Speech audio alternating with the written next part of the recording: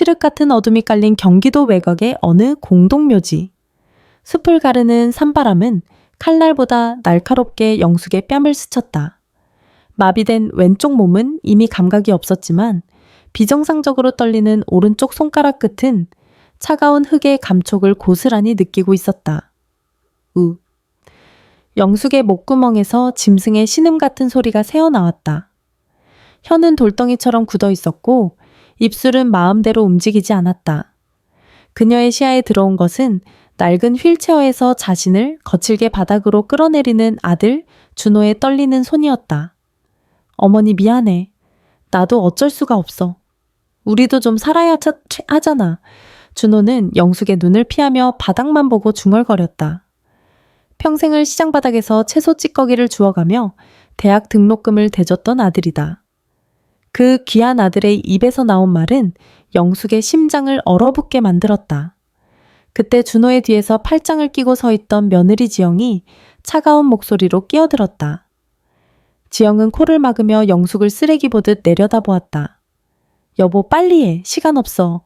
비행기 시간 늦으면 다 끝장이야. 지영이 영숙에게 다가와 몸을 숙였다. 그녀의 고급 향수 냄새가 비릿한 흙 냄새와 섞여 역겨움을 자아냈다. 지영은 영숙의 귀에 대고 잔인하게 속삭였다. 어머니 솔직히 말해서 이제 살아있는 쓰레기나 다름없잖아요. 말도 못해 똥오줌도 못 가려. 우리가 언제까지 어머니 뒤처리만 하고 살아야 해요. 우리 인생은요, 할인이 미래는요, 영숙의 눈에서 뜨거운 눈물이 왈칵 쏟아졌다. 지영가, 내가 너희 집 해줄 때 내 노후 자금 다 털어줬잖니. 너희 애 낳았을 때 내 허리 부러지는 줄도 모르고 업어 키웠잖니. 하고 외치고 싶었지만 입 밖으로 나오는 것은 공허한 바람 소리뿐이었다. 지영은 영숙의 주머니에서 낡은 휴대폰을 낚아채듯 뺏어들었다. 이건 제가 가져갈게요. 어디 연락할 생각은 꿈도 꾸지 마세요. 어차피 이 깊은 산속에서 누가 할머니 말을 들어주겠어요. 지영은 준호의 팔을 잡아 끌었다. 준호는 마지막 순간까지 영숙의 얼굴을 보지 않았다. 두 사람은 뒤도 돌아보지 않고 주차되어 있던 검은색 세단에 올라탔다. 철컥. 차 문이 닫히는 소리가 영숙에게는 사형 선고처럼 들렸다. 엔진 소리가 적막한 공동묘지를 울리더니 차가 서서히 움직이기 시작했다. 영숙은 온 힘을 다해 마비되지 않은 오른손으로 흙바닥을 긁었다. 손톱이 깨지고 피가 맺혔지만 통증조차 느껴지지 않았다. 멀어져가는 자동차의 붉은 미등이 어둠 속에서 두 개의 악마 눈동자처럼 번뜩였다. 그 붉은 빛이 완전히 사라졌을 때 영숙은 세상에 홀로 던져졌음을 깨달았다. 영숙은 가슴을 쥐어뜯으며 비명을 질렀다. 하지만 산짐승조차 잠든 이 깊은 밤 그녀의 절규를 들어주는 이는 아무도 없었다. 갑자기 하늘에서 차가운 빗방울이 하나둘 떨어지기 시작했다. 마치 하늘이 그녀의 기막힌 운명을 비웃기라도 하듯 빗줄기는 점점 굵어져 영숙의 얇은 환자복을 적셨다. 추위가 뼛속까지 파고들었다. 영숙은 정신이 아득해지는 것을 느꼈다. 이대로 눈을 감으면 편해질까? 아들이 버린 이 차가운 산속에서 이름 모를 무덤들 곁에서 나도 한 줌의 흙이 되는 걸까? 그때 며느리 지영의 마지막 목소리가 환청처럼 귓가를 때렸다. 살아있는 쓰레기. 영숙의 감겼던 눈이 번쩍 뜨였다. 눈동자에는 서슬퍼런 살기가 서렸다. 아니 나는 죽지 않는다. 절대로 이대로 죽어줄 수 없다. 너희들이 내 돈으로 해외에서 웃고 떠들 때 나는 귀신이 되어서라도 너희들 목을 칠 것이다. 영숙은 깨진 손톱으로 땅을 박차고 기기 시작했다. 한 치 앞도 보이지 않는 어둠 속 도로를 향해 빛을 향해 그녀는 처절한 몸짓으로 생의 의지를 불태웠다. 그것은 어머니라는 이름을 버리고 복수의 화신으로 다시 태어나는 잔인한 서막이었다. 영숙이 진흙탕을 기어 도로가에 다다랐을 때 저 멀리서 헤드라이트 불빛이 비쳤다. 그녀는 마지막 힘을 다해 손을 뻗었지만 그대로 정신을 잃고 말았다. 한편 인천공항으로 향하는 차 안에서 지영은 남편 준호의 손을 잡으며 화사하게 웃었다. 여보, 이제 우리 인생에 걸림돌은 없어. 캐나다 가면 다 잊고 새로 시작하자. 지영의 가방 안에는 영숙에게서 뺏은 휴대전화가 짧게 진동하고 있었다. 발신인은 영숙의 전 재산을 관리하던 대한증권 민혁이었다. 병원 응급실의 차가운 기계음이 규칙적으로 울려 퍼져졌다. 코를 찌르는 소독약 냄새와 하얀 천장. 영숙은 감긴 눈꺼풀 너머로 수십 년 전의 남대문 시장을 보고 있었다. 그것은 지독하게 치열했고 눈물겹도록 따뜻했던 그녀의 전성기였다. 자, 싱싱한 시금치 왔어요. 떨이요, 떨이. 새벽 4시 남대문 시장의 공기는 얼음장 같았다. 젊은 시절의 영숙은 낡은 목도리를 칭칭 감은 채 고무장갑도 끼지 않은 맨손으로 얼어붙은 채소를 다듬었다. 남편을 일찍 여의고 품에 남은 건 각 걸음마를 떼기 시작한 아들 준호뿐이었다. 영숙의 손등은 겨울만 되면 거북이 등껍질처럼 쩍쩍 갈라졌다. 그 틈새로 핏방울이 배어나왔지만 그녀는 아픔을 느낄 겨를이 없었다. 찬물에 손을 담글 때마다 칼로 베는 듯한 통증이 밀려왔지만 그 손으로 번 돈이 준호의 우유가 되고 따뜻한 새 옷이 된다는 생각에 영숙은 웃을 수 있었다. 밤이 되면 영숙의 일과는 식당 설거지로 이어졌다. 기름기가 둥둥 뜬 설거지통에 팔을 담그고 수백 개의 그릇을 닦아냈다. 허리는 끊어질 듯 아팠고 무릎은 쑤셔 잠 못 드는 밤이 허다했다. 하지만 학교에서 돌아온 준호가 엄마, 나 이번에도 1등 했어 라며 성적표를 내밀 때면 그 모든 고통은 눈 녹듯 사라졌다. 우리 준호, 내 새끼. 엄마는 괜찮아. 너만 번듯하게 크면 엄마는 바랄 게 없다. 영숙은 꽁보리밥에 된장 하나 넣고 끼니를 때우면서도 준호의 밥상에는 항상 고기 반찬을 올렸다. 시장 사람들이 영숙이네 그러다 몸 상해. 좀 쉬어가며 해. 라고 걱정해도 그녀는 고집스럽게 머리에 무거운 채소 광주리를 이고 길을 나섰다. 세월은 흘러 준호가 서울의 명문대학에 합격하던 날 영숙은 남대문 시장 한복판에서 엉엉 울었다. 그날 그녀가 지불한 등록금은 10원짜리 하나까지 영숙의 튼 손에서 나온 피와 땀의 결정체였다. 아들은 그녀의 자부심이었고 그녀가 살아가는 유일한 이유였다. 아들이 번듯한 대기업에 취직하고 하얗고 예쁘장한 지영을 데려왔을 때 영숙은 세상을 다 얻은 것 같았다. 평생 모은 쌈짓돈과 시장 좌판을 정리한 돈, 그리고 마지막 적금까지 탈탈 털어 서울 변두리에 작은 아파트 전세를 마련해 주었다. 어머니 고생 많으셨어요. 이제 저희랑 편하게 살아요. 준호의 그 말에 영숙은 자신의 낡은 단칸방을 정리하며 행복한 꿈을 꿨다. 하지만 그 꿈은 지영이 집에 들어온 순간부터 서서히 비극으로 변하기 시작했다. 아, 진짜 어머니, 제가 제발 이 행주랑 저 행주 구분해서 쓰시라고 했잖아요. 지영의 날카로운 목소리가 거실을 울렸다. 영숙은 움찔하며 잡고 있던 행주를 놓쳤다. 미안하다. 내가 눈이 침침해서. 모르시면 건드리지 마세요. 도와주시는 게 아니라 일감을 만드시는 거라니까요. 지영은 영숙이 정성껏 끓여놓은 된장찌개를 싱크대에 쏟아버렸다. 요즘 이런 냄새 나는 거 누가 먹는다고. 준호 씨도 싫어해요. 영숙은 텅 빈 냄새만 남은 주방에서 멍하니 서 있었다. 어느 날부터인가 준호의 눈빛도 변했다. 퇴근하고 돌아온 아들은 거실에 앉아있는 영숙을 투명 인간 취급하기 시작했다. 지영과 속닥거리며 배달 음식을 시켜 먹고 영숙이 말을 걸려하면 엄마 나 피곤해. 나중에 얘기해. 라며 방문을 닫아버렸다. 결정적인 순간은 영숙이 뇌졸중으로 쓰러지던 그날이었다. 부엌 바닥에 쓰러져 신음하는 영숙을 발견한 지영의 첫 마디는 어머, 병원비 어떻게? 였다. 환자분 정신이 드세요? 간호사의 목소리에 영숙은 다시 현재로 돌아왔다. 과거에 따뜻했던 기억은 독이 되어 가슴을 찔렀고 현재의 냉혹한 현실은 링거 바늘처럼 차갑게 팔에 꽂혀 있었다. 응급실 커튼 밖으로 경찰관과 간호사가 나누는 낮은 목소리가 들렸다. 보호자 연락은요, 아드님 휴대폰이 해지된 상태랍니다. 주소지도 가봤는데 이미 이틀 전에 이사를 가버렸대요. 집 주인이 그러는데 짐도 다 안 챙기고 급하게 나갔다고. 영숙의 눈에서 마른 눈물이 뺨을 타고 흘러내렸다. 아들은 단순히 자신을 버린 것이 아니었다. 자신의 존재 자체를 지워버리고 도망친 것이다. 그때 영숙은 기억해냈다. 쓰러지기 전날 밤 지영이 자신에게 건넸던 보라색 포도주스, 그것을 마신 뒤 정신이 몽롱해졌고 준호가 자신을 차에 태울 때도 몸을 가눌 수 없었다. 약이었어. 그년이 나를 재우려고 약을 탄 거야. 분노가 마비된 왼쪽 가슴을 타고 들불처럼 번졌다. 영숙은 떨리는 오른손을 들어 침대 시트를 꽉 움켜쥐었다. 현수야, 준호야. 내가 너를 어떻게 키웠는데. 내 살을 깎아 너를 먹였는데. 내 놈이 어떻게 나한테 이럴 수가 있어. 영수근이가 부딪히는 소리가 날 정도로 입술을 깨물었다. 이제 그녀에게 남은 것은 모성애가 아니었다. 그것은 자식을 향한 가장 처절한 원망이자 반드시 살아서 대가를 치르게 하겠다는 도끼였다.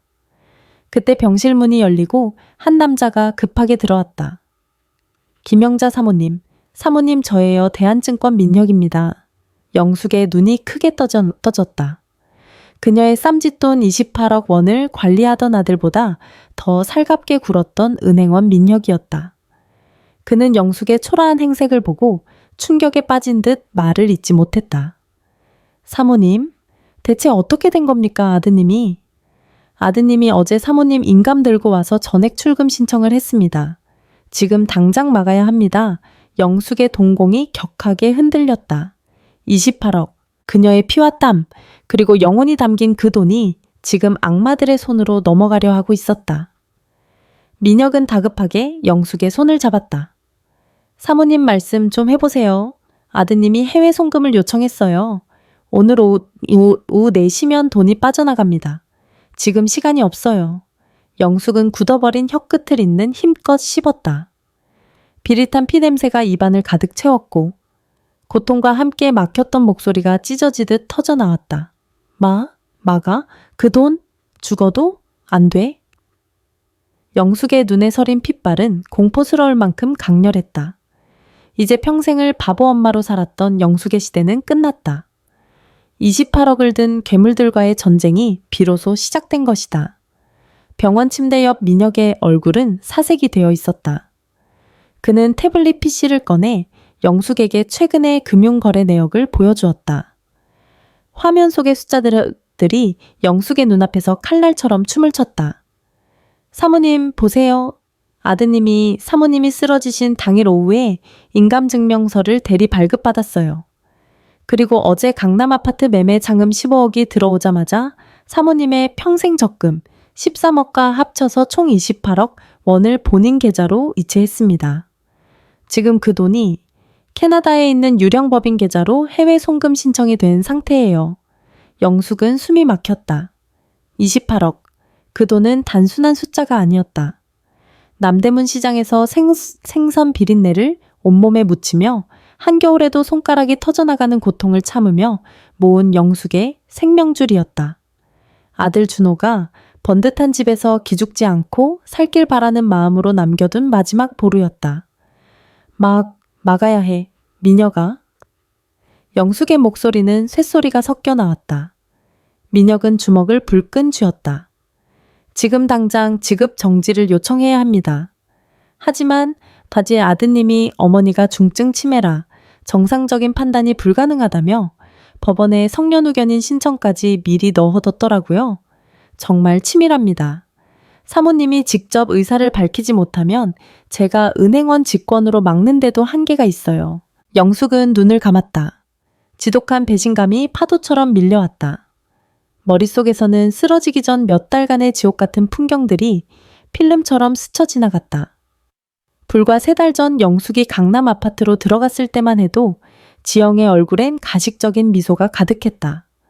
하지만 영숙이 시장 상인들에게 받은 퇴직금과 숨겨둔 비상금의 존재를 지영이 알게 된 순간부터 그 미소는 독리를 드러낸 뱀의 그것으로 변했다. 어머니, 이 통장 뭐야? 28억 세상에 이런 돈을 가지고 있으면서 우리한테 겨우 전셋값만 보태준 거예요? 정말 징글징글하시네. 지영은 거실에서 영숙의 가방을 뒤져 통장을 찾아내고는 소리를 질렀다.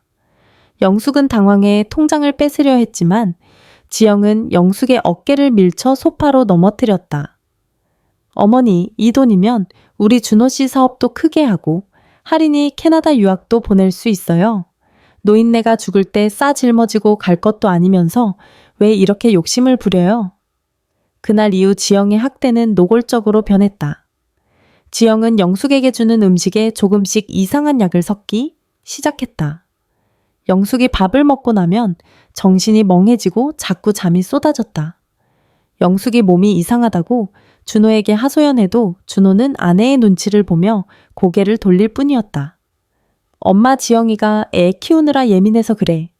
그리고 엄마, 요즘 자꾸 깜빡깜빡 하잖아. 지영이가 챙겨주는 약 잘 먹고 쉬어. 준호의 방과는 지영에게 날개를 달아주었다.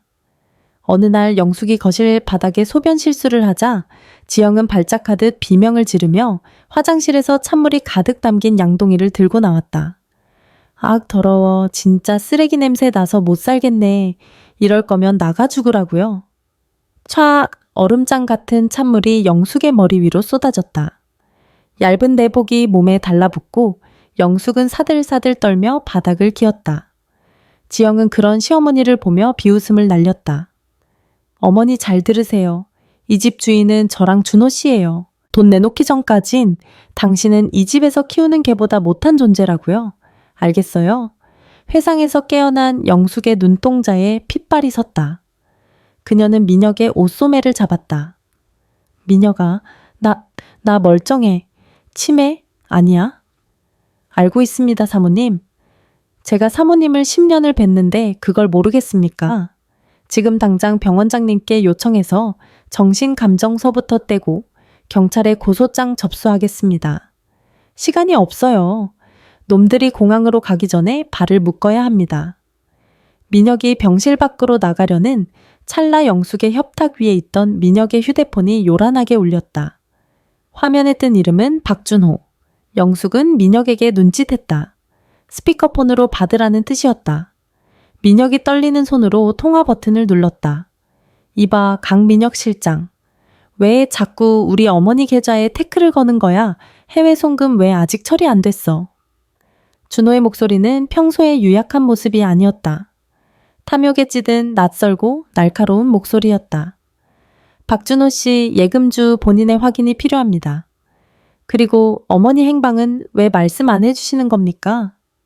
어머니 요양원에 계시다고 했잖아.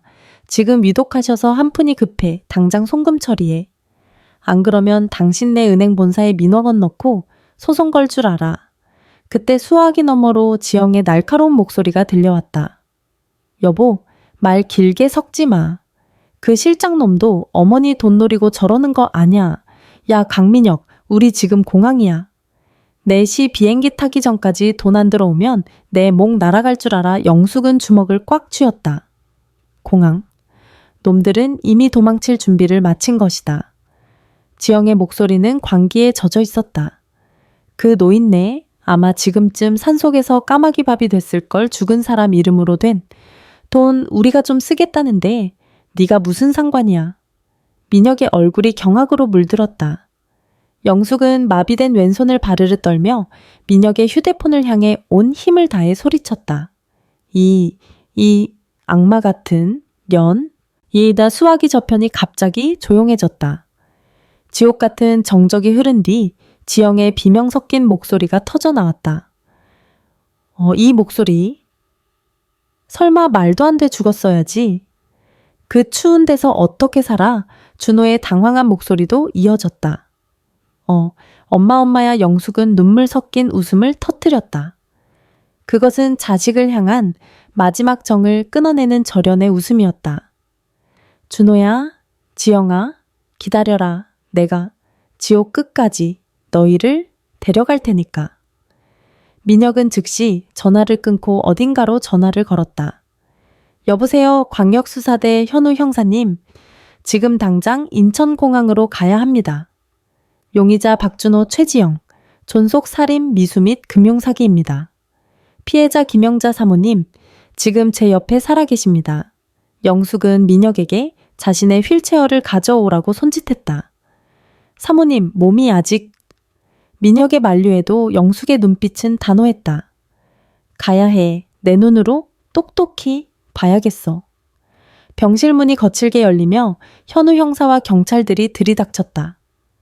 가시죠, 사모님. 우리가 그 악마들의 날개를 꺾어버리겠습니다. 영숙은 휠체어에 몸목을 실었다. 창밖으로는 인천공항으로 향하는 붉은 노을이 번지고 있었다. 1분 1초가 생사를 가르는 골든타임. 과연 영숙은 4시가 되기 전 자신의 인생을 앗아간 자식들을 막아설 수 있을 것인가 졸피뎀입니다. 치사량에 가까운 수치예요. 현우 형사가 건넨 서류를 받아든 민혁의 손이 부르르 떨렸다. 영숙은 초점 없는 눈으로 병원 천장에 누런 얼룩을 응시했다. 독한 수면제. 지영이 매일 밤 친절한 미소를 지으며 건네던 그 보라색 포도 주스 안에 자신을 영원히 잠재울 독약이 들어있었다는 사실이 서류 한 장으로 증명되었다. 단순 유기가 아닙니다. 이건 명백한 존속 살해 미수입니다. 현우 형사의 목소리는 낮고 깔깔했다. 그는 영숙의 침대 곁으로 다가와 무릎을 굽히고 눈을 맞췄다. 어르신 힘드시겠지만 기억하셔야 합니다. 그들이 또 다른 약이나 동물을 사용했을 가능성이 있습니다. 그리고 집안에 CCTV나 녹음된 파일은 없었습니까? 영숙은 마른 입술을 짓씹었다. CCTV 그런 게 있을 리 없었다. 지영은 영숙을 철저히 고립시키기 위해 그녀의 방에 달린 유선전화마저 끊어버렸으니까. 영숙의 머릿속에 가두어 두었던 지옥 같은 기억의 조각들이 다시금 날카롭게 살아나 그녀의 심장을 난도질하기 시작했다. 불과 한 달 전 강남의 그 화려한 아파트는 영숙에게 거대한 감옥이었다. 지영은 친구들을 초대해 거실에서 와인 파티를 벌이면서도 영숙은 냄새가 난다며 방 밖으로 한 발짝도 나오지 못하게 했다. 아우 지영아, 너네 시어머니 아직 저 방에 계셔 불편해서 어떻게 살아? 말도 마. 그냥 산송장이나 다름없어. 요즘은 정신까지 오락가락해서 내가 얼마나 힘든 줄 아니 빨리 요양원을 알아보든가 해야지 원. 거실에서 들려오는 지영의 가식적인 한숨 섞인 목소리에 영숙은 문고리를 잡았다. 배가 너무 고파 물이라도 한 잔 마시고 싶었다. 영숙이 떨리는 손으로 문을 열고 거실로 나선 순간 지영의 얼굴은 순식간에 악귀처럼 일그러졌다. 아니 일그러졌다. 어머, 내가 나오지 말라고 했잖아요. 지영은 들고 있던 와인잔을 테이블에 거칠게 내려놓더니 영숙에게 달려왔다. 친구들이 보는 앞이라는 사실도 잊은 듯 그녀는 영숙의 어깨를 밀쳐 바닥에 넘어뜨렸다. 영숙의 마비된 다리가 꺾이며 거실 탁자에 머리를 부딪혔다. 지영은 거기서 멈추지 않았다. 그녀는 싱크대로 달려가 먹다 남은 차가운 미역국 사발을 들고 왔다. 배고파서 나오셨어요? 자, 그럼 이거 드세요. 방 안에서 조용히 촥 누렇게 기름이 뜬 차가운 국물이 영숙의 머리 위로 쏟아졌다. 미역 줄기가 영숙의 하얀 머리카락 사이사이로 흉측하게 들러붙었다. 지영의 친구들은 경악하며 입을 막았지만 지영은 오히려 당당했다. 준호 씨, 박준호 이리 나와봐. 안방에서 노트북을 보던 준호가 뒤늦게 거실로 나왔다. 바닥에 쓰러져 국물 범벅이 된 어머니를 본 준호의 눈이 흔들렸다. 하지만 지영이 준호의 앞을 가로막으며 앙칼지게 소리쳤다. 당신 어머니 좀 봐. 또 치매 증상 도져서 손님들 계신데 나와서 행패 부리잖아. 내가 이래서 같이 못 산다고 했지. 당장 저 방에 쳐넣어. 준호는 영숙의 애처로운 눈빛을 외면했다. 그는 영숙의 팔을 거칠게 잡아 끌어 방으로 밀어 넣었다. 엄마 제발 좀. 지영이 힘들게 하지 말고 가만히 좀 있어. 쾅 방문이 닫히고 밖에서 걸쇠가 잠기는 소리가 들렸다. 영숙은 어두컴컴한 방바닥에 엎드린 채 자신의 머리에서 뚝뚝 떨어지는 차가운 국물을 손으로 닦아냈다. 그날 밤 준호는 지영과 함께 거실에서 샴페인을 터뜨리며 해외 이주 공고를 검색하고 있었다. 어르신 현우 형사가 영숙의 어깨를 가볍게 흔들었다. 영숙의 눈에 고여있던 눈물이 주르륵 흘러 귓바퀴를 적셨다. 영숙은 떨리는 오른손을 들어 형사의 옷소매를 꽉 잡았다. 손톱이 하얗게 질릴 정도로 강한 힘이었다. 가자. 공항, 내 돈, 내 인생. 영숙은 휠체어에 몸을 싣기 위해 안간힘을 썼다. 마비된 다리를 끌고 침대에서 내려오려는 그녀의 모습은 처절하다 못해 숭고하기까지 했다. 민혁이 급히 그녀를 부축했다. 사모님, 제가 놈들의 계좌를 일단 1시간 동안 동결시켰습니다. 혐의 거래 의심으로 긴급 보고를 올렸거든요. 하지만 그 시간이 지나면 법적인 명분 없이는 다시 풀릴 겁니다. 그들이 공항 검색대를 통과하기 전에 우리가 직접 가서 신병을 확보해야 합니다. 인천공항까지 40분 남았습니다. 사일엔 울리고 가죠. 현우 형사가 무정의를 집어들었다. 영숙은 민혁이 씌워준 모자를 눌러쓰고 입술을 굳게 다물었다. 병원 복도를 가르는 휠체어 바퀴 소리가 마치 전쟁터로 향하는 군마의 발톱 소리처럼 비장하게 울렸다. 병원 입구 현우 형사의 경찰차가 경광등을 번쩍이며 대기하고 있었다. 민혁이 영숙을 뒷좌석에 조심스럽게 태웠다. 준호야. 지영아. 영숙은 창밖으로 스쳐 지나가는 풍경을 보며 나지막이 읊조렸다. 너희들이 나를 쓰레기라고 했지. 그래, 쓰레기가 얼마나 무서운지. 죽지 않고 살아 돌아온 쓰레기가 너희들의 그 화려한 성을 어떻게 무너뜨리는지 똑똑히 보여주마. 차는 요란한 사이렌 소리와 함께 인천공항 고속도로를 향해 폭주하듯 달려나갔다. 시계는 2시 15분을 가리키고 있었다. 놈들이 타려는 캐나다행 비행기 탑승 시간까지 남은 시간은 단 105분이었다. 고속도로 톨게이트를 지날 무렵 민혁의 노트북에 경고음이 울렸다. 사모님 놈들이 이미 공항에 도착해서 체크인을 마쳤습니다. 그런데 이상합니다. 아드님과 며느리 말고 탑승객이 1명 더 있어요. 영숙의 눈이 가늘어졌다. 누구? 민혁이 화면을 확대하며 경악한 표정으로 외쳤다. 할인이요, 사모님의 손녀. 할인이가 같이 있습니다. 놈들이 할인이까지 데리고 아주 한국을 뜨려나 봅니다. 영숙의 가슴이 덜컥 내려앉았다. 자신의 눈에 넣어도 안 아플 손녀 할인이까지 그 범죄의 현장에 끌어들인 것이다. 영숙은 주먹을 꽉 쥐었다. 이제 이 추격전은 돈뿐만이 아니라 마지막 남은 핏줄을 지키기 위한 전쟁이 되었다. 밟아. 현우 형사. 더 빨리. 사이렌 소리가 고속도로의 공기를 비명처럼 갈랐다. 현우 형사가 운전대를 잡은 손등에 핏줄이 돋았다. 뒷좌석의 영숙은 창문에 머리를 기댄 채 거칠게 흔들리는 풍경을 응시했다. 창문에 비친 자신의 얼굴은 1년 만에 수십 년은 늙어버린 노파였다. 하지만 그 움푹 팬 눈등 안에는 꺼지지 않는 불덩이가 이글거리고 있었다. 사모님, 정신 차리셔야 합니다. 거의 다 왔습니다. 민혁이 영숙의 차가운 손을 감싸 쥐었다. 그는 노트북 화면을 보며 입술을 바짝 깨물었다. 놈들이 정말 무서운 짓을 저질렀습니다. 단순히 돈을 뺀 게 아니었어요. 형사님, 아까 구청에서 연락 왔는데 박준호가 어머니를 실종 신고한 지 이미 보름이 넘었다고 합니다. 현우 형사가 백미러로 영숙을 살피며 물었다. 실종 신고라고요? 그게 무슨 뜻입니까? 사모님이 쓰러지신 직후에 가출한 것처럼 꾸며서 실종 신고를 넣은 겁니다. 그리고 어제 공동묘지에 버리러 가기 직전에 사망 신고를 위한 허위 보증인까지 세워놨더군요.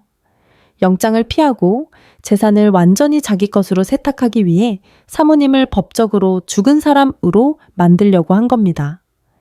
영숙의 가슴이 철렁 내려앉았다. 아들이 직접 자신의 호적을 파내고 살아있는 어미를 유령으로 만들려 했다는 사실. 28억이라는 돈은 사람의 탈을 쓴 괴물을 만드는 독약이었다. 죽이고 싶었겠지. 내가 살아있으면 지들이 가져간 돈이 다 도둑질이 되니까. 영숙의 목소리는 갈라진 논바닥처럼 푸석했다. 하지만 우리 할인이는 왜, 그 어린 것을 왜 지옥으로 데려가려는 거야? 영숙의 머릿속에 손녀 할인의 웃는 얼굴이 떠올랐다. 지영이 영숙을 방에 가두고 밥도 안 줄 때 5살 배기 할인이는 제 간식인 초코파이를 몰래 가져와 방문 틈으로 밀어 넣어주곤 했다. 할머니, 이거 먹고 아프지 마. 내가 나중에 의사 돼서 할머니 다리 고쳐줄게. 그 따뜻한 손길이 영숙이 지옥 같은 방 안에서 버틸 수 있었던 유일한 희망이었다. 그런데 그런 아이를 그 추악한 범죄의 현장에 동행시키고 도피의 도구로 삼으려 하다니. 오후 2시 50분 인천공항 제1터미널 입구. 차 문이 열리자마자 민혁이 휠체어를 내렸고 현우 형사는 무정이를 켰다. 여기는 광수대 이현우. 인천공항 경찰대 협조 요청한다. 용의자 박준호, 최지영. 아동 동반 중. 3번 출국장 보안 검색대 차단해. 공항 로비는 여행을 떠나는 사람들의 설렘으로 가득 차 있었다. 캐리어를 끄는 소리 안내 방송 소리 아이들의 웃음소리. 그 화사한 풍경 속을 낡은 환자복 위에 코트를 대충 걸친 영숙이 휠체어를 타고 질주했다. 민혁은 전력 질주하며 영숙의 휠체어를 밀었다. 비키세요. 긴급 환자입니다. 비켜주세요. 영숙은 눈을 부릅뜨고 인파를 훑었다. 지영의 검은색 코트, 준호의 회색 후드티, 그리고 할인의 노란색 배낭. 그 색깔들만 찾으면 된다. 그때였다. 저 멀리 F 체크인 카운터 근처에서 익숙한 실루엣이 보였다. 지영이 할인의 손을 거칠게 잡아 끌며 보안 검색대 쪽으로 향하고 있었고, 준호는 주변을 두리번거리며 커다란 이민 가방 2개를 밀고 있었다. 지영의 얼굴은 초조함으로 일그러져 있었다. 그녀는 연신 시계를 확인하며 준호를 다그쳤다. 빨리 가자니까 돈 세탁 끝났다고 연락 왔어. 검색대 통과만 하면 끝이야 여보. 그래도 엄마를 그렇게 두고 온 게 자꾸 밟혀서. 정말 괜찮을까? 아, 진짜 죽은 듯이 잠들었을 테니 걱정 말라니까. 산바람 좀 쐬면 금방 갈 거야. 당신 캐나다 가서 떵떵거리고 살고 싶다며 정신 차려. 지영은 할인의 팔을 낚아채듯 끌었다. 할인아, 빨리 안 걸어. 엄마가 늦으면 비행기 못 탄다고 했지. 엄마 팔 아파. 할머니는 할머니같이 안 가. 할인의 울먹이는 소리가 영숙의 귓가에 꽂혔다. 그 순간 영숙의 온몸에 아드레날린이 솟구쳤다. 마비되었다고 믿었던 왼쪽 다리에 미세한 경련이 일어났다. 영숙은 휠체어 손잡이를 꽉 움켜쥐었다. 호!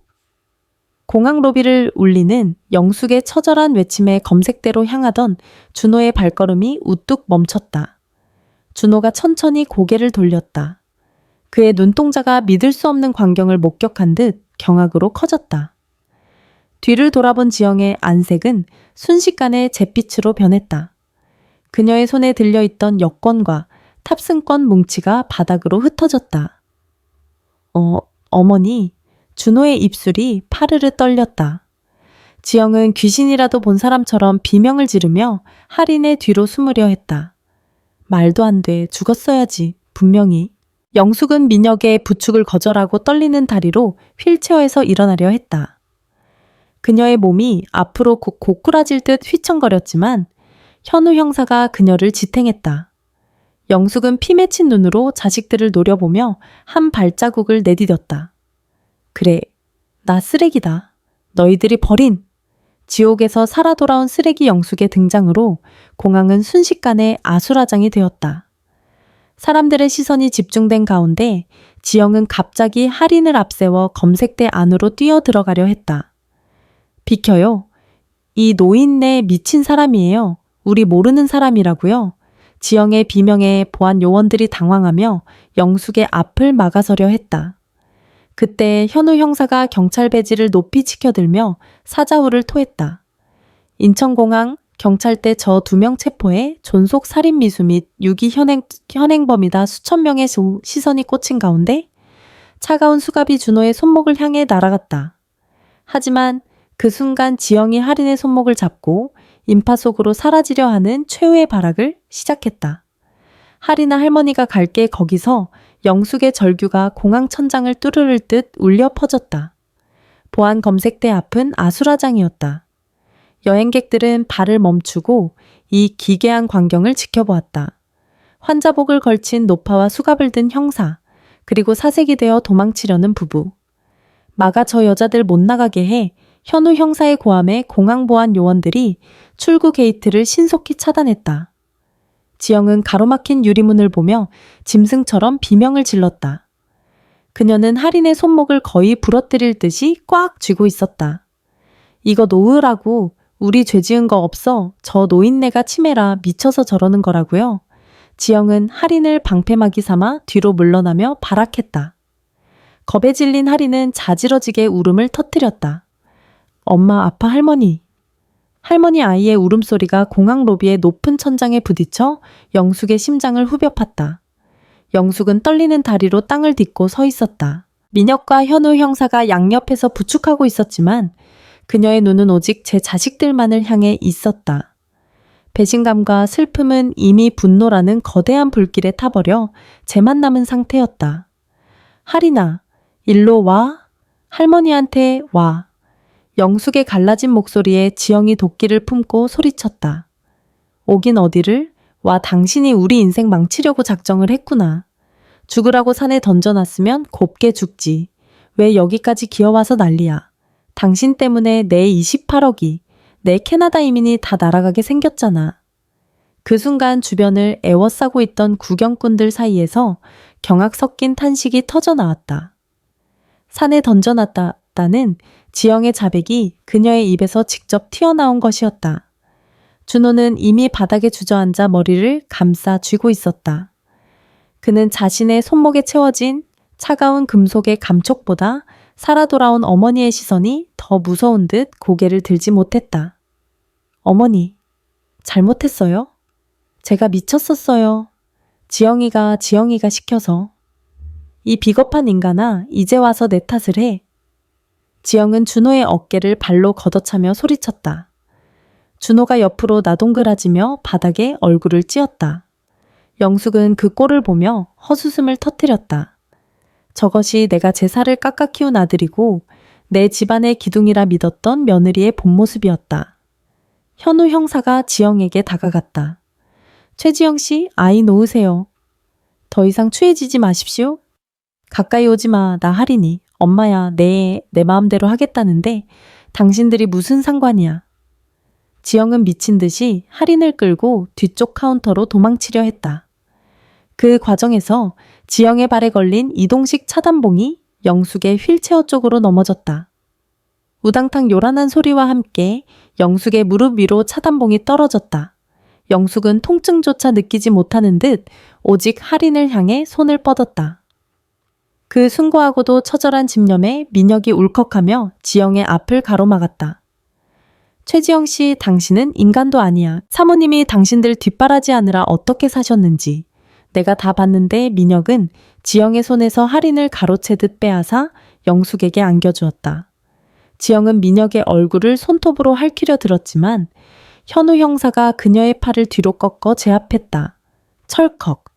드디어 지영의 양손목에도 수갑이 채워졌다. 지영은 바닥에 눌린 채로도 영숙을 향해 침을 뱉으며 저주를 퍼부었다. 이 노망난 할망구야. 당신이 이긴 것 같지? 평생 그 병든 몸으로 돈이나 껴안고 살다 죽어. 당신 아들은 이제 감옥 가니까 당신 장례식에도 아무도 안 올 거야. 영숙은 품에 안긴 할인의 머리를 쓰다듬으며 지영을 내려다보았다. 영숙의 눈등은 깊게 패여 있었지만 그 눈빛은 그 어느 때보다 맑고 서늘했다.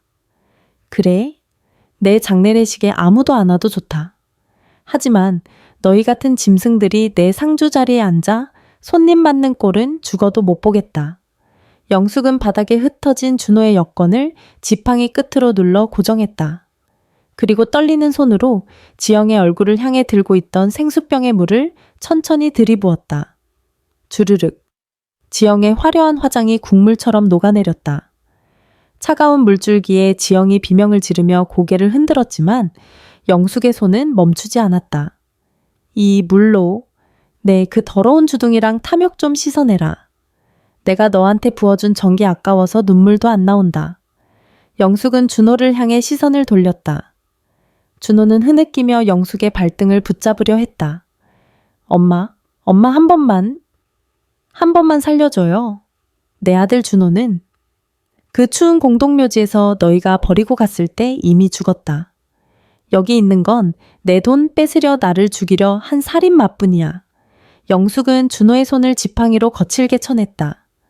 공항 경찰들이 준호와 지영을 호송하기 위해 그들을 일으켜 세웠다.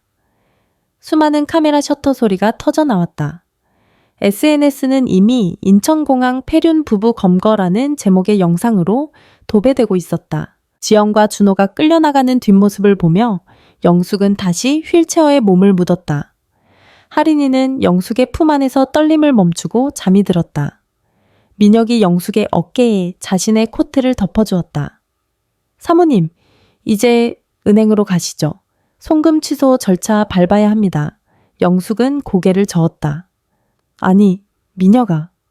경찰서부터 가자. 내 입으로 직접 저놈들 죄를 다 말해야겠어. 하나도 빠짐없이. 영숙의 목소리는 작았지만 강철처럼 단단했다. 창밖으로는 놈들이 타려고 했던 비행기가 하얀 궤적을 그리며 하늘로 날아오르고 있었다. 놈들은 타지 못한 하지만 영숙은 이제야 비로소 시작하게 된 새로운 삶의 비행이었다. 경찰서로 향하는 차 안에서 민혁이 조심스럽게 태블릿을 내밀었다. 사모님 확인하셔야 할 게 있습니다. 화면에는 준호의 비밀 클라우드에서 복구된 사진들이 있었다. 영숙이 요양원인 줄 알고 서명했던 서류들이 사실은 신체 포기각서와 사후 시신 기증 동의서였다는 사실이 드러났다. 영숙의 손이 파르르 떨렸다.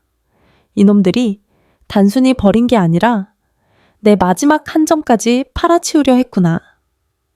영숙은 차창 밖으로 보이는 경찰서 건물을 노려보았다.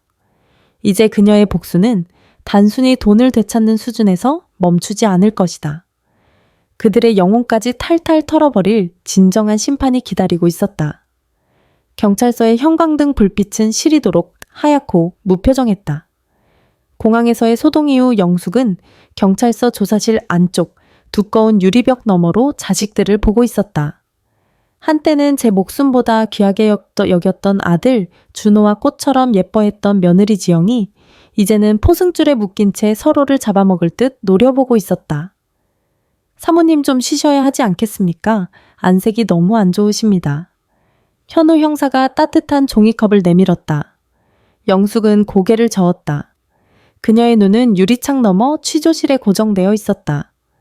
그곳에선 지영이 형사의 책상을 내리치며 악을 쓰고 있었다. 아니 치매 노인네 말 한마디에 사람을 이렇게 취급해도 되는 거예요. 우리가 모신다고 했잖아요. 공기 좋은 산에 잠시 계시라고 한 게 무슨 죄라고 지영의 뻔뻔한 외침이 스피커를 통해 영숙의 귀에 꽂혔다. 영숙은 잔잔하게 떨리는 손을 무릎 위에 놓았다. 옆에 서 있던 민혁이 태블릿 PC를 켜서 서류 파일 하나를 열었다. 사모님, 아까 말씀드린 그 서류입니다. 준호 씨가 사모님 몰래 지문을 찍게 만든 서류들. 확인하셔야 합니다. 영숙은 떨리는 눈으로 화면을 보았다. 사후 시신 기증 동의서, 장기 기증 희망 등록증, 그리고 유산 상속 포기 각서. 서류 하단에는 영숙의 지문이 삐뚤하게 찍혀 있었다. 아마도 지영이 준 주스를 마시고 정신이 혼미했을 때 아들놈이 제 어미의 손가락을 붙잡고 강제로 찍었을 터였다. 이놈들이 단순히 나를 버린 게 아니었어. 내가 죽고 나면 내 몸뚱이까지 돈으로 바꿔 먹으려고. 영숙의 목소리가 바르르 떨렸다. 슬픔은 이미 바닥이 났다. 남은 것은 얼음처럼 차갑고 날카로운 증오뿐이었다. 영숙은 현우 형사를 돌아보았다. 형사님, 저 안으로 들어가게 해주세요. 내 눈으로 똑똑히 물어볼 게 있습니다. 현우 형사는 잠시 망설이다가 고개를 끄덕였다. 알겠습니다. 하지만 충격받지 않게 조심하셔야 합니다. 조사실 문이 열렸다. 지영은 문 쪽을 향해 욕설을 내뱉으려다 휠체어를 탄 영숙이 들어오는 것을 보고 멈칫했다. 준호는 구석에서 어깨를 들썩이며 흐느끼고 있었다. 영숙은 휠체어를 밀어 지영의 바로 앞까지 다가갔다. 지영은 잠시 당황한 듯 하더니 이내 비열한 미소를 지으며 입을 열었다. 어머니 용케 살아오셨네요. 그은데 어쩌나 이미 사망 신고 절차 다 밟고 있는데. 당신은 이제 법적으로 유령이야. 유령이 무슨 증언을 한다고 그래요? 영숙은 대답 대신 지영의 앞에 민혁이 뽑아온 서류 뭉치를 던졌다. 종이들이 지영의 얼굴을 치고 바닥으로 흩어졌다. 시신기증, 장기기증. 준호야, 네가 직접 말해봐라. 네가 이 서류에 내 손가락을 눌렀느냐? 구석에 있던 준호가 기어가는 목소리로 중얼거렸다. 엄마, 그게 지영이가 그랬어. 캐나다 가서 정착하려면 돈이 더 필요하다고. 어차피 엄마는 오래 못 사실 텐데 좋은 일 하고 가는 셈 치자고. 이 비겁한 새끼야. 지영이 비명을 지르며 준호를 향해 몸을 날리려 했지만 경찰관들이 그녀를 제압했다. 영숙은 준호를 쳐다보았다. 시장 바닥에서 생선머리를 쳐내며 모은 돈으로 대학을 보내고 대기업 과장이 되었다며 자랑스러워하던 아들. 그 아들이 제 어미의 장기까지 팔 생각을 했다는 사실에 영숙은 헛웃음을 터뜨렸다. 그래, 너희들 말대로 나는 이제 유령이다. 죽은 목숨이나 다름없지. 하지만 말이다. 유령이 되면 무서울 게 없더구나. 영숙은 품 안에서 낡은 수첩 하나를 꺼냈다. 그것은 수십 년간 남대문 시장에서 장사를 하며 적어온 영숙의 비밀 장부였다. 여기 너희가 가로채려던 28억 말고 내가 남대문 상인회에 맡겨둔 비자금이 더 있다. 이 장부만 있으면 그 돈의 행방을 알 수 있지. 지영의 눈이 번쩍 뜨였다. 탐욕이 공포를 이긴 순간이었다. 어머니, 그 돈 어디 있어요? 우리한테 주시면 제가 다시 잘 모실게요. 요양원 최고급으로 보내드릴게요. 영숙은 지영을 향해 차갑게 미소 지었다. 그리고 수첩을 펴서 지영의 눈앞에서 한 장씩 찍기 시작했다. 이 돈은 이제 세상에 없다. 내가 방금 전부 사회복지재단에 기부하겠다고 공증을 마쳤거든. 미녀가 그렇지 민혁이 뒤에서 단호하게 고개를 끄덕였다. 네 사모님, 방금 법무법인을 통해 모든 자산의 사회환원 절차를 완료했습니다. 박준호 씨와 최지영 씨에게 돌아갈 돈은 단일 원도 없습니다. 지영의 얼굴이 순식간에 흑빛으로 변했다. 그녀는 미친 사람처럼 바닥에 떨어진 이 수첩 조각들을 주우려 발버둥 쳤다. 안 돼. 내 돈, 내 캐나다 이 노인네가 진짜 미쳤나 봐. 영숙은 찢어진 종이 조각이 지영의 머리 위로 눈처럼 내리는 것을 지켜보았다. 그리고 준호에게 마지막 선고를 내렸다. 준호야, 너는 감옥에서 나오면 갈 곳이 없을 거다. 집도 돈도 가족도 네가 나를 버렸던 그 산속처럼 차갑고 외로운 곳에서 평생을 보내게 될 거야. 그게 내가 너에게 주는 마지막 유산이다. 영숙은 뒤도 돌아보지 않고 휠체어를 돌려 조사실을 나왔다. 등 뒤에서 지영의 악에 바친 비명과 준호의 비굴한 울음소리가 들려왔지만 영숙은 한 번도 뒤돌아보지 않았다. 경찰서 로비로 나오자 할인이를 보호하고 있던 여경이 다가왔다. 할인이는 영숙을 보자마자 달려와 다리를 꽉 껴안았다. 할머니 이제 집에 가. 엄마랑 아빠는 영숙은 할인의 작은 손을 꼭 잡았다. 아이의 온기가 얼어붙었던 영숙의 가슴을 조금씩 녹였다. 할인아, 할머니랑 같이 가자. 이제 우리 아무도 없는 먼 곳으로 여행 가는 거야. 영숙이 할인의 손을 잡고 경찰서를 나서려 할 때 한 중년 여성이 황급히 뛰어들어왔다. 지영의 친정어머니이자 영숙의 사돈인 미숙이었다. 미숙은 영숙의 앞을 가로막으며 무릎을 꿇었다. 사부인 제발 한 번만 봐주세요. 우리 지영이가 제정신이 아니었나 봅니다. 돈은 다 돌려드릴게요. 영숙은 미숙을 내려다보며 차갑게 말했다. 돈 이미 다 기부했다고 했을 텐데요. 하지만 미숙의 입에서 나온 다음 말은 영숙의 발걸음을 멈추게 했다.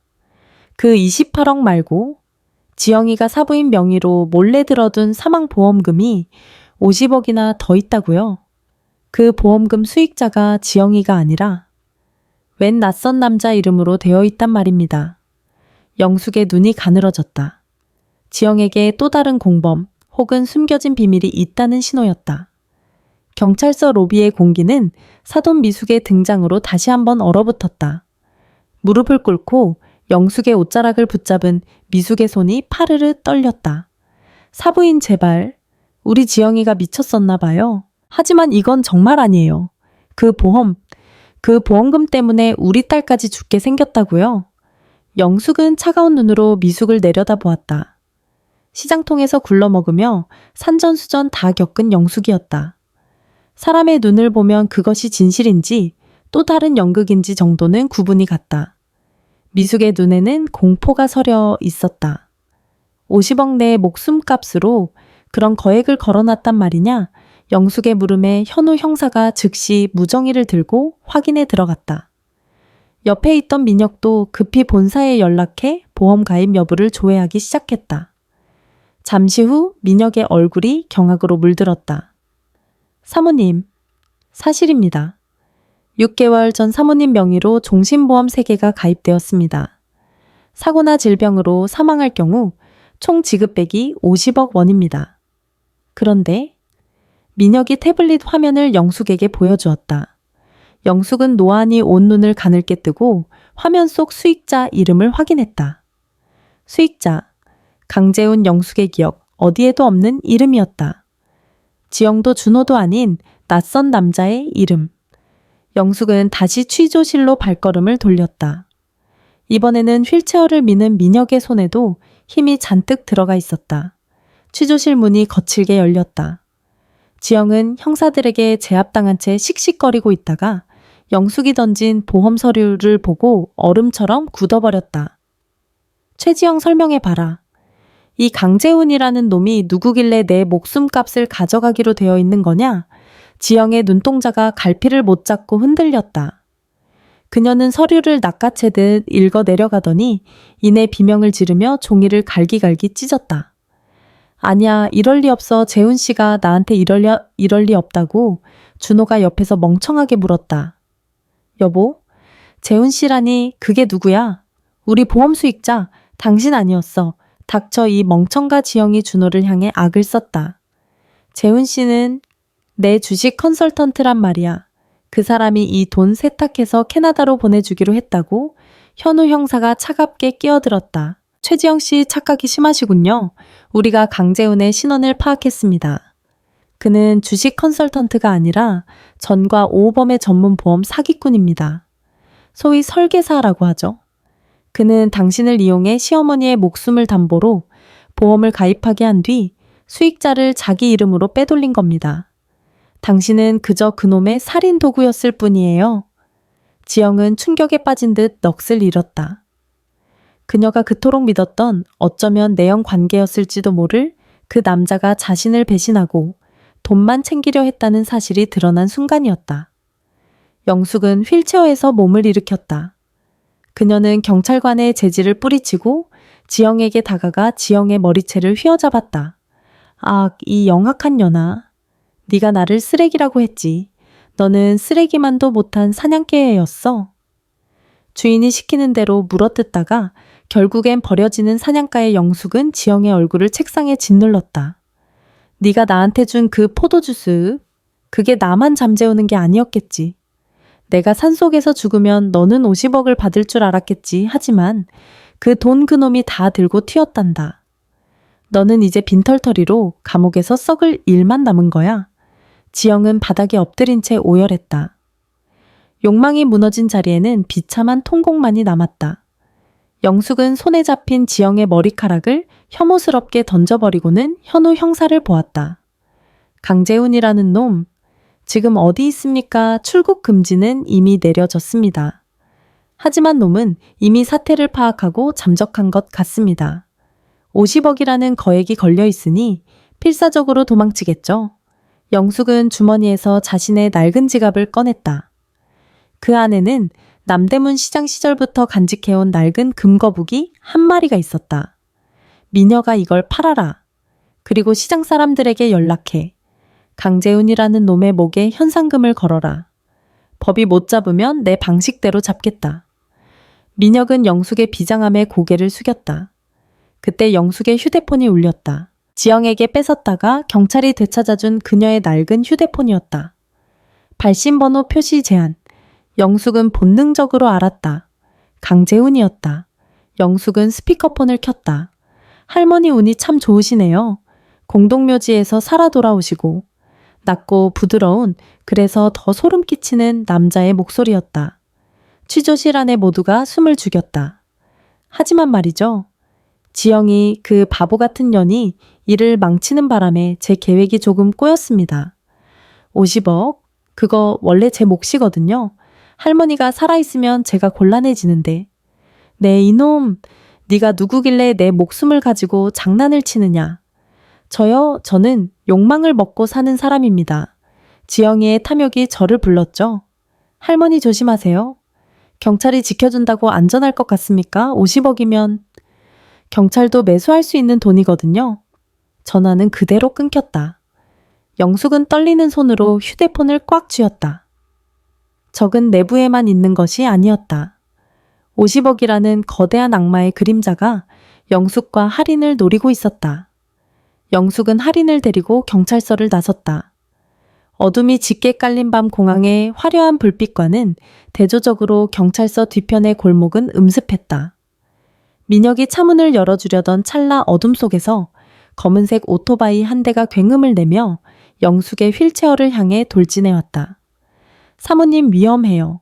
민혁이 영숙을 밀치며 몸을 날렸다. 오토바이는 영숙의 휠체어를 간발의 차로 스쳐 지나가며 민혁의 팔을 들이받았다. 쾅. 민혁이 고통스러운 비명을 지르며 바닥을 굴렀다. 오토바이는 멈추지 않고 그대로 도주했고 바닥에는 붉은색 페인트로 쓴 쪽지 하나가 떨어져 있었다. 죽은 사람은 말이 없다. 영숙은 피를 흘리는 민혁을 보며 이를 갈았다. 강재훈, 내 놈이 내 아들을 망치고 내 며느리를 짐승으로 만들고 이제는 내 사람들까지 건드리는구나. 영숙은 지팡이를 짚고 일어섰다. 그녀의 눈에는 더 이상 눈물이 없었다. 오직 내 놈을 찢어 죽이겠다는 사자 같은 위험만이 서려 있었다. 현우 형사, 함정을 파자. 내가 미끼가 되겠다. 민혁의 팔에 감긴 하얀 붕대 위로 붉은 혈흔이 비쳤다. 병실 침대 옆에 앉은 영숙은 그 붕대를 멍하니 바라보았다. 자신의 핏줄인 아들은 어미를 산해버렸는데 피 한 방울 섞이지 않으는 이 청년은 어미 같은 노인을 지키려 몸을 날렸다. 영숙의 가슴 밑바닥에서 뜨겁고도 묵직한 무언가가 올라왔다. 그것은 더 이상 슬픔이 아닌 거대한 결심이었다. 사모님, 전 괜찮습니다. 금방 나을 거예요. 민혁이 억지로 미소를 지어 보였지만 영숙은 그의 손등을 툭툭 쳤다. 민혁아 남대문 시장 바닥에서 40년을 굴렀다. 장사꾼은 손해보는 장사는 절대로 안 하는 법이야. 내 목숨값이 50억이라는데 그놈이 그 돈을 못 가져가서 안달이 났겠지.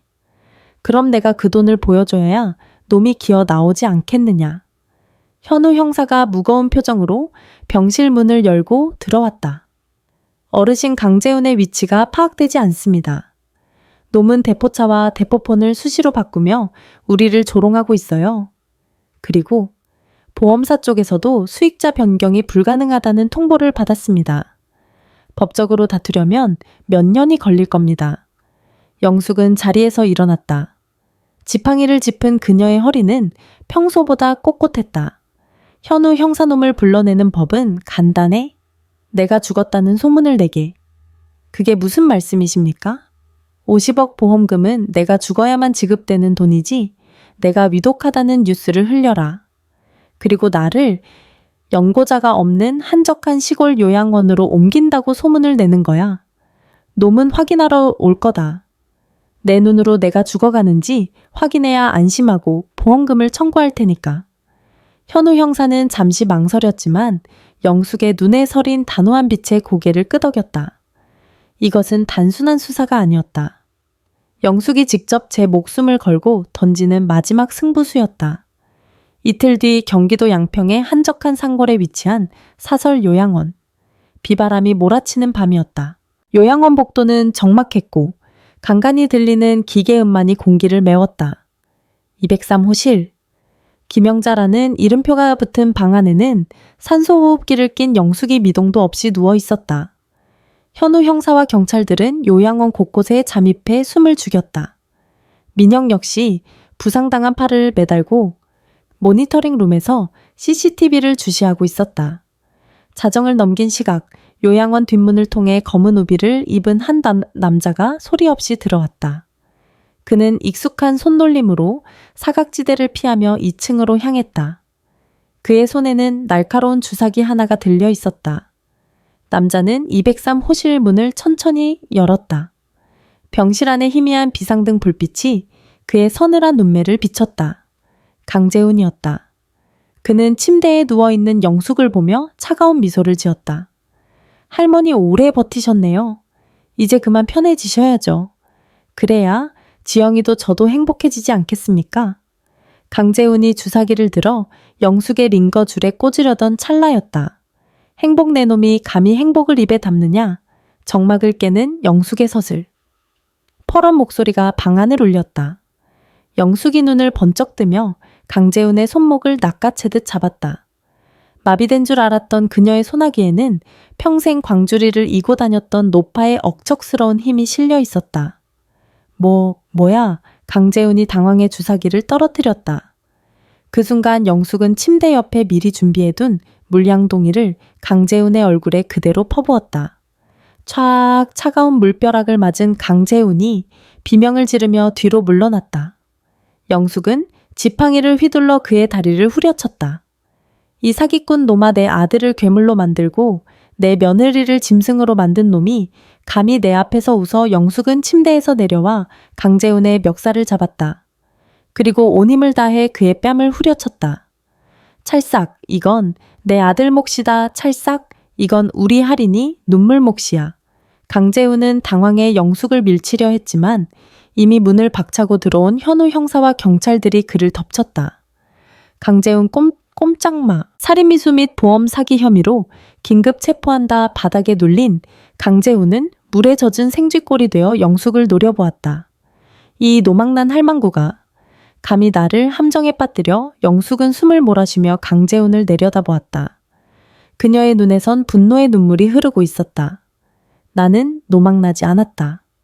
다만 너 같은 놈들이 판치는 세상이 미쳤을 뿐이지. 내 놈이 가져가려던 그 50억. 이미 내가 국가에 귀속시키도록 손을 써놨다. 너는 평생 감옥에서 단일 원도 구경 못하고 썩게 될 거다. 강재훈은 광기 어린 웃음을 터뜨리며 소리쳤다. 돈 당신이 다 기부한다고 끝날 것 같아. 당신 아들. 준호가 감옥에서 어떻게 될 것 같아? 내가 이미 사람을 붙여놨어. 준호는 거기서 죽어. 영숙의 얼굴이 순식간에 굳어졌다. 놈은 마지막까지 영숙의 아킬레스건을 물어뜯고 있었다.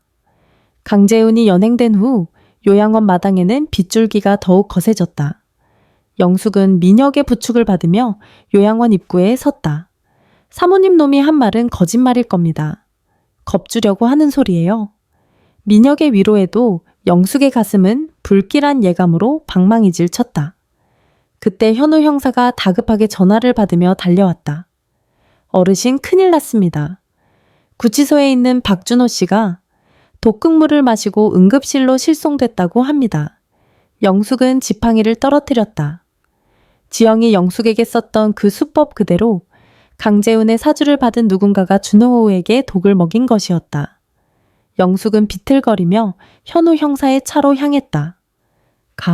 가야 해. 내 아들. 죽어도 내 눈앞에서 죽어야 해. 빗길을 뚫고 병원으로 향하는 차 안 영숙의 휴대폰에 문자 한 통이 도착했다. 준호의 번호였다.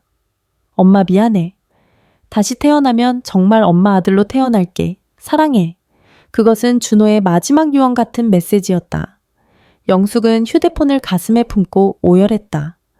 돈 때문에 어미를 버린 아들이었지만 결국 그 돈 때문에 목숨을 잃게 된 아들. 영숙의 처절한 복수가 완성되어가는 순간 그녀는 생애 가장 잔인한 상실을 마주하고 있었다. 준호야, 안 돼, 죽지 마. 영숙의 절규가 빗소리에 묻혀 사라졌다.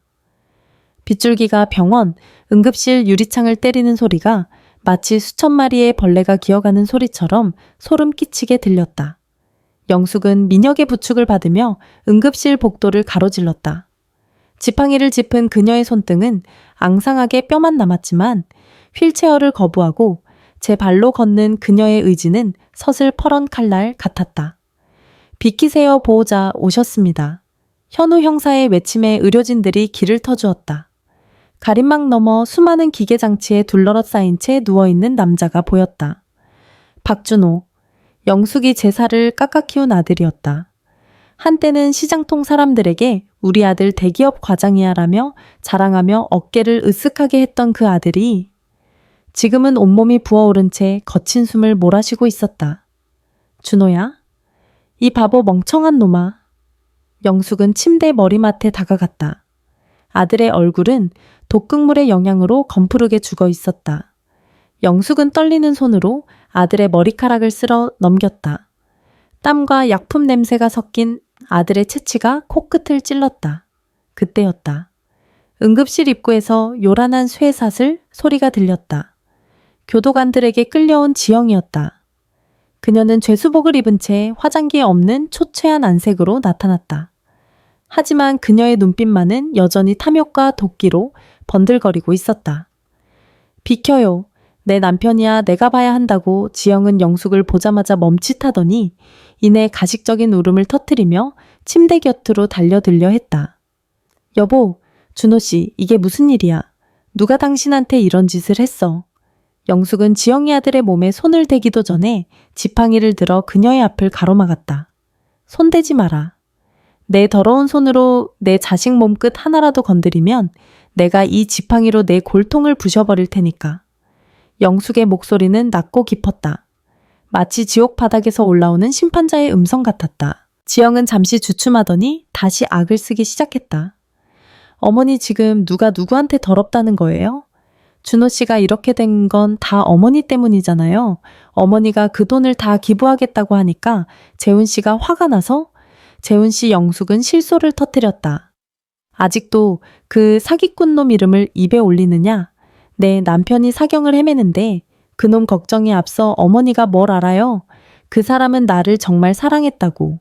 우리 할인이 데리고 외국 가서 행복하게 살게 해준다고 약속했단 말이야. 지영은 미친 사람처럼 웃으며 소리쳤다. 응급실의 다른 환자들과 의료진들이 경악하며 그들을 쳐다보았다.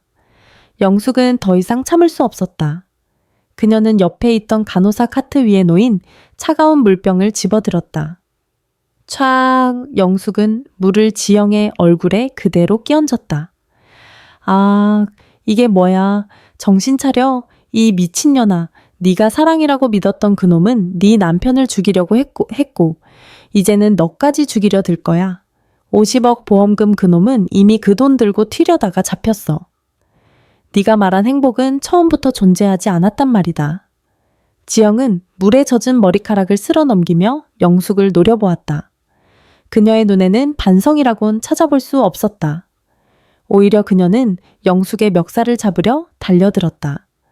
당신이 죽었어야 했어. 공동묘지에서 그냥 얼어 죽었어야 했다고. 왜 살아 돌아와서 내 인생을 다 망쳐 내 돈, 내 캐나다 당신이 다 망쳤어.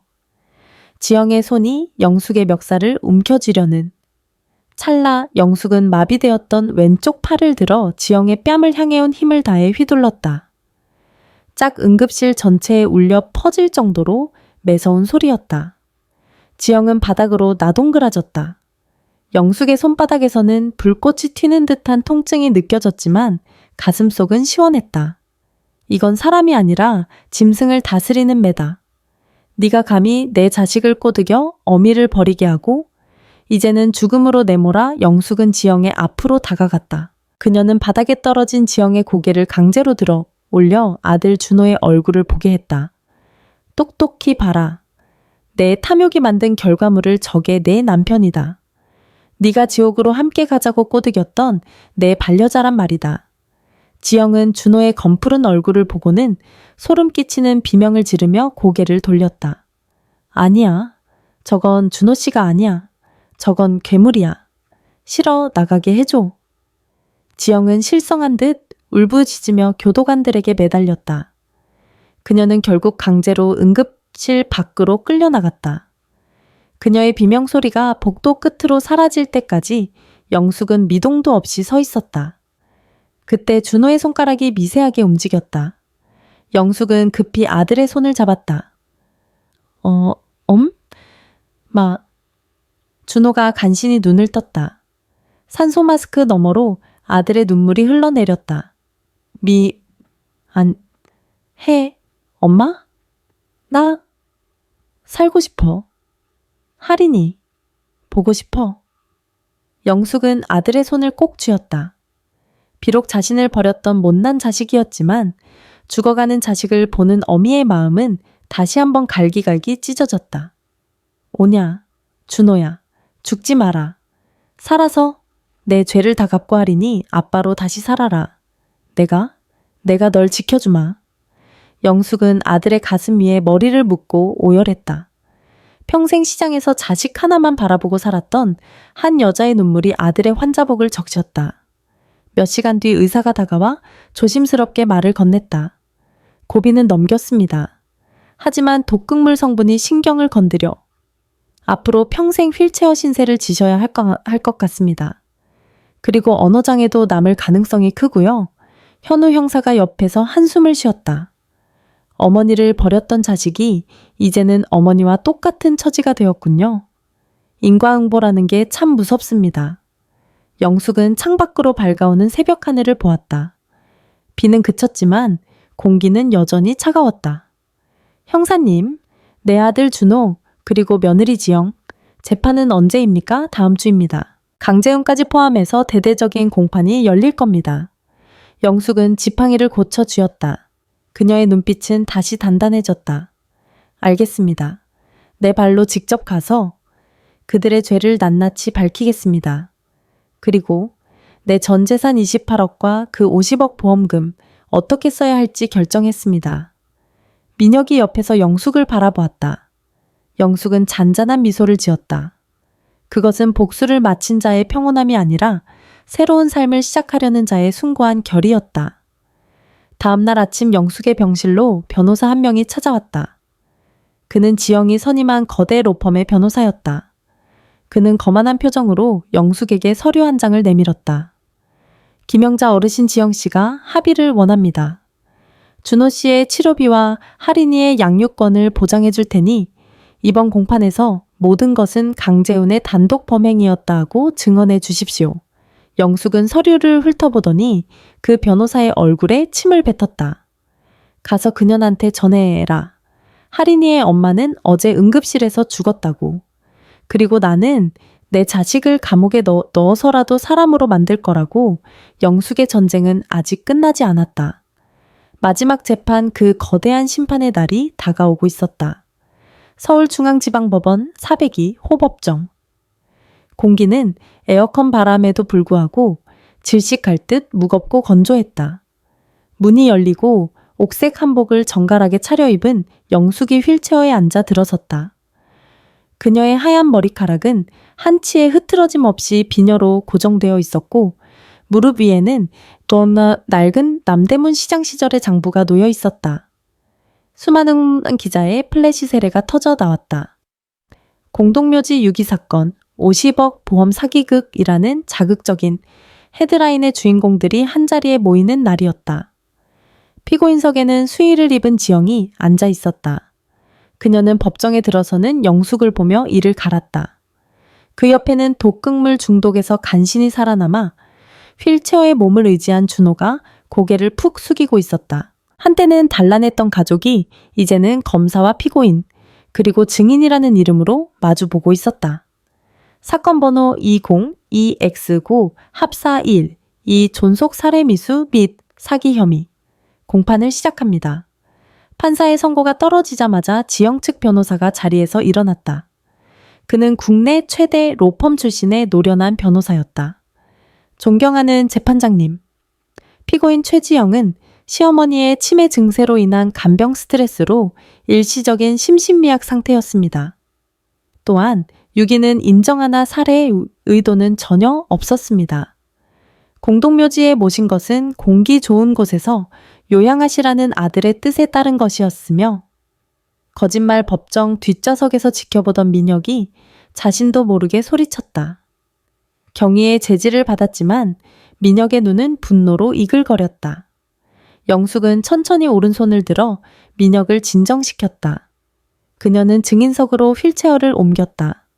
판사가 영숙을 바라보며 물었다. 증인 피고인들의 주장에 대해 하실 말씀이 있습니까? 영숙은 마이크 앞에 섰다. 그녀의 눈은 먼저 아들 준호를 향했다. 휠체어에 앉아 침을 흘리며 몸을 떠는 아들. 영숙은 그를 보며 가슴이 찢어지는 고통을 느꼈지만 목소리만은 서슬퍼런 칼날 같았다. 재판장님, 저기 앉아있는 내 아들 준호는 제가 남대문 시장에서 생선 비린내를 온몸에 묻히며 키운 자식입니다. 손가락이 터져 피가 나도 아들 등록금 고지서만 보면 배가 불렀던 어미입니다. 그런데 저 아이가 저한테 뭐라 그랬는지 아십니까? 영숙은 잠시 말을 멈추고 지영을 쏘아보았다.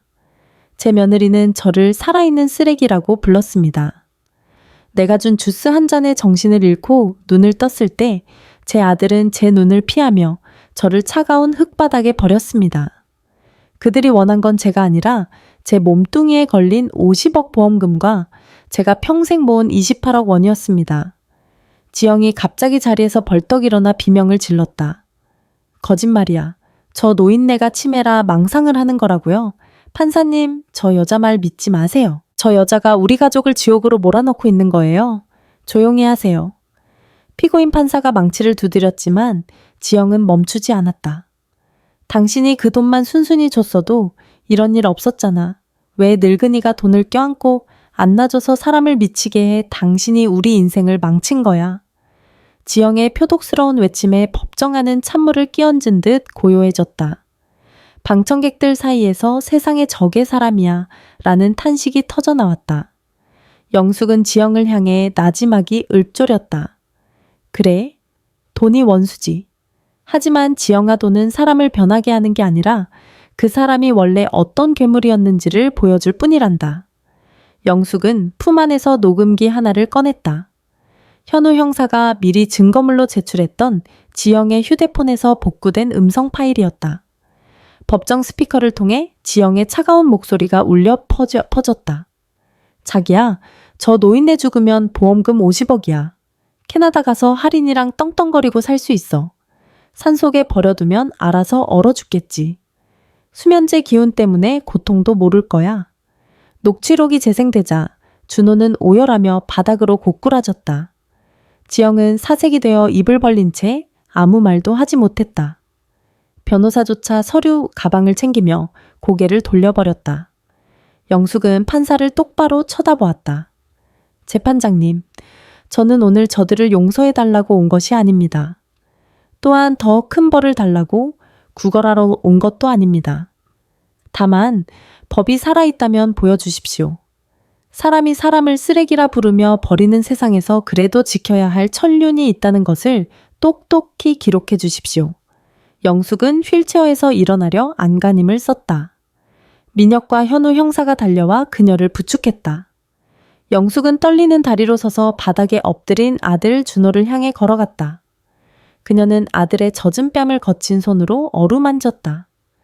준호야, 너는 이제 내 아들이 아니다. 하지만 너를 이렇게 괴물로 키운 내 죄가 크니 네가 감옥에서 나오는 날까지 내가 죽지 않고 살아남아 내 죄값을 함께 치르마.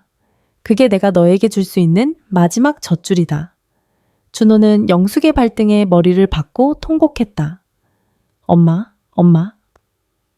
판결은 냉혹하고도 정의로웠다. 피고인 최지영 존속 살해 미수 및 보험 사기 주도로 징역 20년을 선고한다. 피고인 박준호 가담 정도를 고려하나 천륜을 저버린 죄에 중하여 징역 12년을 선고한다. 또한 공범 강재우는 무기징역에 처한다. 지영은 선고가 내려지는 순간 실성한 듯 웃음을 터뜨리다 교도관들에 의해 끌려나갔다.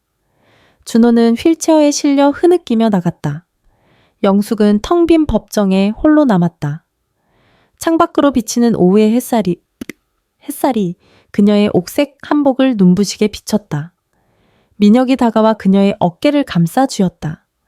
사모님, 이제 정말 다 끝났습니다. 영숙은 고개를 저으며 옅은 미소를 지었다. 아니야, 민혁아. 이제 시작이야. 저 아이들을 지옥으로 보냈으니 이제 나는 이 세상에 남은 다른 쓰레기들을 치우며 살아야지. 영숙은 지팡이를 짚고 법정을 나섰다. 그녀의 걸음걸이는 더 이상 위태롭지 않았다. 법원 정문 앞 기자들의 질문 공세에도 영숙은 단 한마디만 남기고 차에 올랐다. 사람은 버리는 게 아닙니다. 품는 것이지. 집으로 돌아온 영숙을 맞이한 건 노란 배낭을 맨 손녀 할인이었다.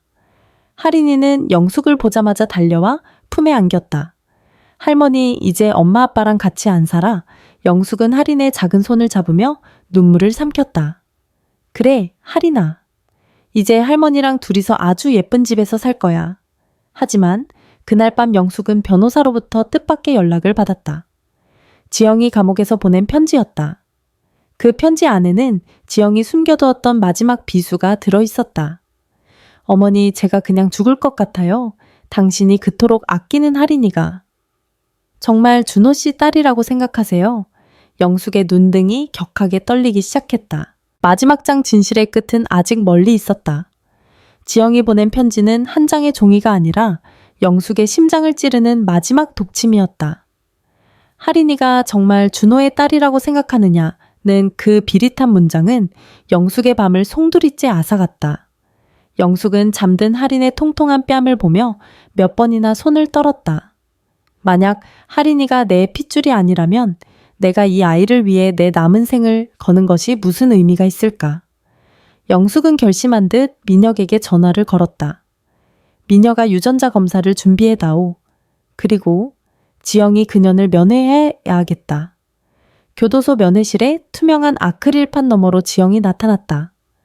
수의를 입고 화장기 없는 얼굴이었지만 영숙을 보는 눈빛만큼은 여전히 승리감에 도취한 듯 반짝였다. 오셨네요, 어머니. 편지 보시고 잠 한숨 못 주무셨나 봐요. 안색이 아주 흑빛이시네. 지영은 비열하게 웃으며 수화기를 들었다. 영숙은 떨리는 손으로 마주 수화기를 들었다. 말해라. 할인이가 누구의 자식이냐? 글쎄요. 재훈 씨 자식일 수도 있고 아니면 제가 클럽에서 만난 이름 모를 남자 자식일 수도 있죠. 확실한 건 그 멍청한 준호 씨 자식은 아니라는 거예요. 어머니는 지금 남의 자식을 끼고 돌며 전 재산을 바치고 계신 거라고요. 하하하. 지영의 광기 어린 웃음소리가 스피커를 타고 영숙의 고막을 찢어놓았다. 영숙은 눈을 감았다. 지옥 같은 침묵이 흐른 뒤 영숙은 천천히 눈을 떴다.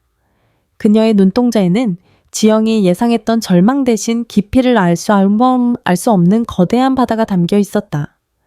지영아, 너는 끝까지 사람을 돈과 핏줄로만 계산하는구나. 뭐라고요? 할인이가 내 아들의 피를 이어받았든 아니든 그게 뭐가 중요하겠느냐? 내가 지옥 같은 방에 갇혀 굶고 있을 때 방문 틈으로 초코파이를 밀어 넣어준 건 네가 아니라 할인이었다. 공항에서 나를 보고 울음을 터뜨리며 달려온 것도 네가 아니라 할인이었어. 영숙은 아크릴판을 손으로 가볍게 쳤다. 피는 섞였어도 나를 산해버린 내 아들은 짐승만도 못했고 피 한 방울 섞이지 않았어도 나를 위해 몸을 던진 민혁이는 내 자식보다 귀하다. 할인이는 내 손녀다. 내가 내 가슴으로 낳아기를 내 새끼란 말이다. 지영의 웃음이 멈췄다. 그녀는 영숙의 단단한 태도에 당황한 듯 입술을 깨물었다. 영숙은 품 안에서 유전자 검사 결과지를 꺼냈다. 사실 어제 민혁이 이미 가져온 결과지였다. 그리고 이건 네가 보고 싶어 할 것 같아서 가져왔다. 영숙은 결과지를 아크릴판에 바짝 붙였다. 일치율 99.9%, 친생자 관계 성립. 할인이는 준호의 친딸이 맞았다. 지영은 마지막 순간까지 거짓말로 영숙의 영혼을 파괴하려 했던 것이다. 너는 끝까지 인간이기를 포기했구나. 할인이가 내 딸이라는 사실조차 부정하며 나를 괴롭히고 싶었니? 지영은 결과지를 보고는 미친 듯이 소리를 지르며 아크릴판을 두드렸다. 아니야. 그럴 리 없어. 내가 조작했을 거야. 당신이 돈으로 매수한 거라고. 영숙은 수화기를 내려놓았다. 발악하는 지영의 모습은 더 이상 공포스럽지 않았다. 그저 탐욕에 타버린 껍데기일 뿐이었다. 영숙은 차갑게 등을 돌려 면회실을 나왔다. 1년 뒤 남대문 시장 근처의 한 나지막한 건물. 따스한 봄볕이 내리쬐는 마당에 영자 할머니의 쉼터라는 소박한 현판이 걸렸다. 영숙이 되찾은 28억과 강재훈에게서 몰수한 50억 보험금으로 세운 재단이었다. 이곳은 자식들에게 버림받고 쓰레기라 불리던 노인들이 서로를 돌보며 살아가는 새로운 보금자리가 되었다. 어르신 이거 보세요. 할인이가 이번에 받아쓰기 100점 맞았대요. 민혁이 환하게 웃으며 할인의 시험지를 들고 뛰어왔다. 민혁은 이제 재단의 상임이사가 되어 영숙의 든든한 아들 역할을 하고 있었다. 오냐 우리 할인이 장안의 영숙은 마당 의자에 앉아 할인을 품에 안았다. 이제 영숙의 다리는 지팡이 없이도 조금씩 걸을 수 있을 만큼 회복되었다. 복수의 도끼가 빠져나간 자리에는 평온한 생명력이 깃들었다. 그때 현우 형사가 검은 정장을 입고 찾아왔다. 어르신 소식 들으셨습니까? 박준호 씨 말입니다. 영숙의 손이 잠시 멈췄다. 현우 형사는 낮은 목소리로 이어갔다. 구치소에서 매일 참회 기도를 올린다고 합니다. 어머니께 보낼 편지를 하루에 한 장씩 쓴다더군요. 물론 규정상 전달은 못하지만 진심으로 뉘우치고 있는 것 같습니다. 영숙은 먼 하늘을 보았다. 용서하기엔 상처가 너무 깊고 미워하기엔 한때 내 몸속에 품었던 생명이었다. 형사님, 그 편지들 버리지 말고 모아달라고 하세요. 나중에, 아주 나중에 내가 죽기 전에는 한번 읽어봐야 하지 않겠습니까? 영숙은 할인의 손을 잡고 쉼터의 식당으로 향했다. 그곳에는 시장 동료들이었던 상인들이 와서 잡채와 시금치 나물을 무치며 시끌벅적하게 웃고 있었다. 자, 영숙이 오나? 어서 와서 밥 먹자고. 오늘 고기 반찬 죽인다. 사람들의 웃음소리, 된장찌개 끓는 냄새, 그리고 할인의 해맑은 웃음소리. 영숙은 비로소 깨달았다. 진짜 가족은 혈연이라는 굴레로 묶인 것이 아니라 서로의 아픔을 보듬고 함께 밥을 먹는 따뜻한 마음으로 이어지는 것이라는 사실을. 영숙은 쉼터 마당에 핀 노란 개나리를 보며 나지막이 읊조렸다. 영자야, 이제 정말 봄이 왔구나. 그녀의 눈에서 흐른 눈물은 더 이상 비통함이 아니었다. 그것은 70년 고단한 인생을 씻어내고 다시 시작하는 세상에서 가장 맑은 축복의 비였다. 영숙은 할인을 번쩍 안아들었다. 지평선 너머로 지는 노을은 더 이상 도망치는 아들의 미등 색깔이 아니었다. 그것은 내일을 기약하는 찬란하고도 따스한 생명의 빛이었다.